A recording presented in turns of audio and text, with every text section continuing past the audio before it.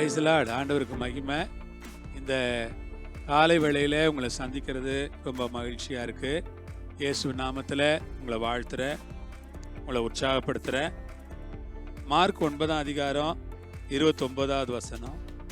இவ்வகை பிசாசு ஜெபத்தினாலும் உபவாசத்தினாலுமே அன்றி மற்ற எவ்விதத்தினாலும் புறப்பட்டு போகாது என்றார். பிசாசு பிடிச்ச ஒரு மகனை ஒரு தகப்பன் இயேசு நாட்டுக்கு கூட்டிகிட்டு வர்றார். இப்போ இயேசு மலையில் ஜெபம் பண்ணிகிட்டு இருக்கிறாரு. சீஷர்கள் தான் கீழே வெயிட் பண்ணிகிட்டு இருக்காங்க. 9 சீஷர்களால் அந்த பிசாசை துரத்த முடியல. அப்பொழுது இயேசு வருகிறார். அந்த தகப்பன் இயேசுவிடத்தில் கதறி அழுகிறான். இயேசுவே, மானை எப்படியாவது குணமாக்குங்க என்று அவன் கதறி அழுது ஜெபிக்கிறான். அப்பொழுது ஆண்டவர் அந்த பிசாசை அதட்டினார். அவன் ரொம்ப துக்கத்தோடு சொன்னான், இந்த பிசாசு என் மான தீயிலையும் தண்ணீர்லையும் தள்ளி விட்டுருது. நாங்கள் ரொம்ப கஷ்டப்படுறோம். இந்த மானை எப்படியாவது நீங்கள் தான் விடுதலை ஆக்கணும். இந்த மானை எப்படியாவது நீங்கள் தான் ரட்சிக்கணும். இந்த மானுக்கு எப்படியாவது நீங்கள் தான் ஒரு விடுதலை கொடுக்கணும் அப்படிங்கிற. இந்த காலையில் நான் சொல்கிறேன், உங்கள் வீட்டில் யாராவது விடுதலை இல்லாமல் இருந்தாங்கன்னா இயேசு அவங்களுக்கு விடுதலை கொடுப்பாரு. யாருக்காவது போராட்டங்கள் இருந்தால் இயேசு அவர்களை சரிப்படுத்துவார். யாருக்காவது பிசாசின் கட்டுகள் இருந்தால் இயேசு அவர்களை குணமாக்குவார். யாருக்காவது சாத்தானுடைய வல்லமையினால் யாராவது கட்டப்பட்டிருந்தாங்கன்னா இயேசு அவர்களுக்கு இறங்கி அவளை சுகமாக்குவார் என்று இந்த வேளையில் நான் சொல்லுகிறேன். சுகமாக்குகிற இயேசு அவர் தான். சுகம் கொடுக்கிற இயேசு அவர் ஒருவர் தான். அவரால் சுகமாக்க முடியாத எந்த பிரச்சனையுமே இல்லை. அப்போ அந்த பிசாசு ஏன் எங்களால் துரத்த முடியலன்னு சீஷர்கள் கேட்குறாங்க.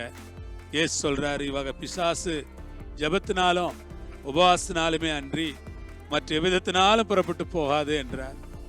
இந்த மாதிரி பிசாசுகள்லாம் ஜெபத்தில் உபவாசத்தில் தான் போகுமே தவிர வேற மற்றபடி இதை துரத்த முடியாது. ஆமாம், கண்கள் காணாத உலகத்தில், கண்ணுக்கு மறைவான அந்த ஆவிக்குரிய உலகத்தில் நடக்கிற யுத்தத்தில், பிசாசோடு நடக்கிற யுத்தத்தில் பிசாசுகளை மேற்கொள்றதுக்கு ஒரே ஒரு ஆயுதம் இருக்குது. அந்த ஆயுதம் என்ன? உபவாசம், ஜெபம். உங்கள் வாழ்க்கையில் நீங்கள் உபவாசத்தையும் ஜெபத்தையும் நீங்கள் முன்னால் கொண்டு வந்து வைங்க. ஜெபமும் உபவாசமும் உங்கள் வாழ்க்கையில் இருந்துச்சுன்னா எல்லா பேய் பிசாசுகளை நீங்கள் விரட்டி மேற்கொள்ளலாம். உங்களுக்கு அதுக்கான வல்ல சக்தியும் கிடைக்கும். இயேசு நாமத்தில் உங்களை பார்த்து நான் சொல்கிறேன், பேய்களை பிசாசுகளை விரட்டுகிற அதிகாரம் நமக்கு உண்டு என்பதை மறவாதீங்க. அது எப்படி சாத்தியப்படுதுன்னா உபவாசத்தினாலையும் ஜெபத்தினாலையும் தான் அது சாத்தியப்படுகிறது. அருமையான கர்த்தருடையவர்களே, உபவாசத்தினாலும் ஜெபத்தினாலும் சாத்தியப்படுகிறதான அந்த காரியத்தை குறித்து உங்களுக்கு ஒரு புரிதல் வேணும், ஒரு தெளிவு வேணும். உபவாசத்தினாலும் ஜெபத்தினாலும் கிருபையாக ஆண்டவர் பேய்களை துரத்துவார், பிசாசுகளை விரட்டுவார். உங்கள் வீட்டில் இருக்கிற போராட்டங்களை ஆண்டவர் சரிப்படுத்துவார், பிரச்சனைகளை சரிப்படுத்துவார். வீட்டில் போராடுகிற பிசாசின் கிரியைகளை ஆண்டவர் அழிப்பார்.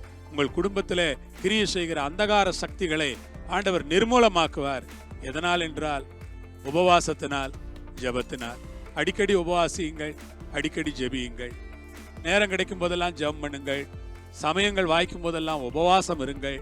உபவாசத்தில் ஜெபத்தில் கர்த்தரை நோக்கி போராடுங்கள். நிச்சயமாய் உங்களுக்கு ஒரு விடுதலையும் ஜெயமும் கிடைக்கும் என்று உங்களை நான் உற்சாகப்படுத்துகிறேன்.